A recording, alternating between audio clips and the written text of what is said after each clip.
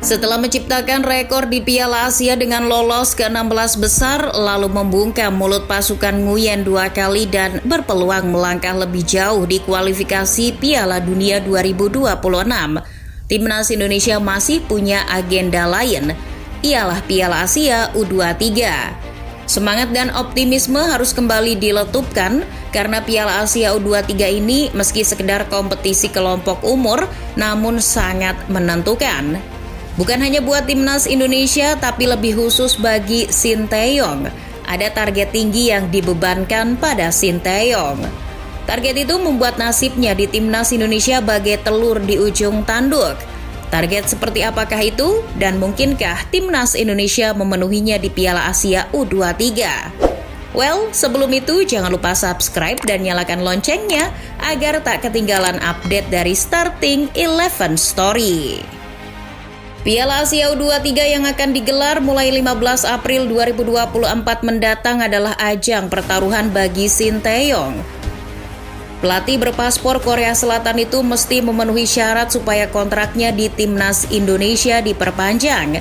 Ia sudah memenuhi syarat yang pertama, yaitu lolos ke babak gugur di Piala Asia. Nah, di Piala Asia U23, Sinteyong harus bisa membawa Garuda Muda lolos ke babak gugur juga. Jika di Piala Asia lalu 16 besar, maka di Piala Asia U23 kali ini karena timnya lebih sedikit, Indonesia wajib melangkah ke babak perempat final atau 8 besar. For your information aja nih, Piala Asia U23 terbagi menjadi 4 grup. Per grupnya diisi 4 tim. 2 tim teratas akan lolos ke fase gugur atau 8 besar. Jika itu terjadi, tidak ada alasan lagi bagi PSSI untuk tidak memperpanjang kontrak mantan pemain Songnam Ilhwa tersebut. Namun apakah target ke-8 besar realistis?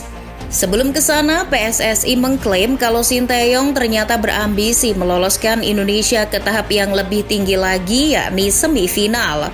Bahkan Taeyong berniat membawa Timnas Indonesia U23 ke Olimpiade. Demi lolos ke Olimpiade, mencapai semifinal adalah syaratnya. Namun jika ingin otomatis ke Olimpiade, Timnas Indonesia wajib mencapai final Piala Asia U23.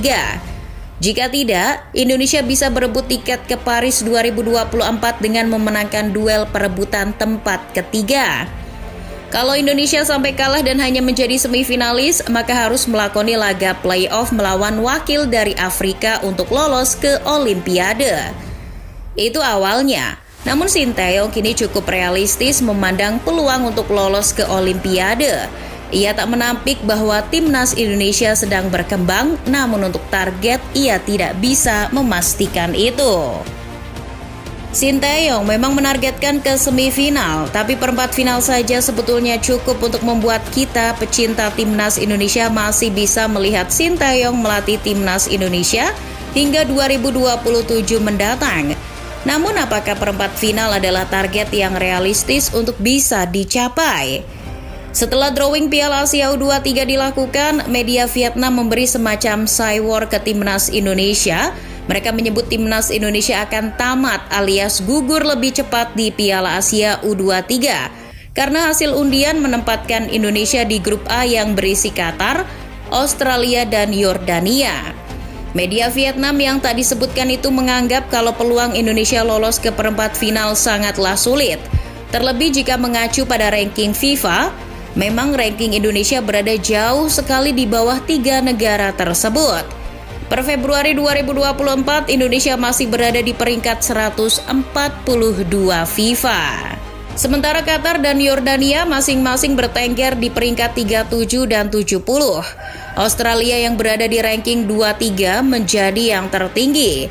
Dari ranking saja kelihatan betapa jomplangnya Timnas Indonesia dengan negara lain yang satu grup di Piala Asia U23. Akan tetapi ranking FIFA bukan barometer tunggal untuk mengukur kekuatan tim. Performa pemain harusnya menjadi indikator teratas untuk menentukan apakah sebuah tim berpeluang atau tidak. Pencapaian Timnas Indonesia U23 di ajang ini saja sudah melebihi ekspektasi. Garuda Muda yang selalu gagal di babak kualifikasi akhirnya untuk kali pertama menyabet tiket Piala Asia U23. bahkan dengan mengalahkan tim yang rankingnya lebih tinggi seperti Turkmenistan. Tidak hanya itu, Indonesia juga lolos ke Piala Asia U23 dengan status juara grup, sama seperti Australia dan Yordania.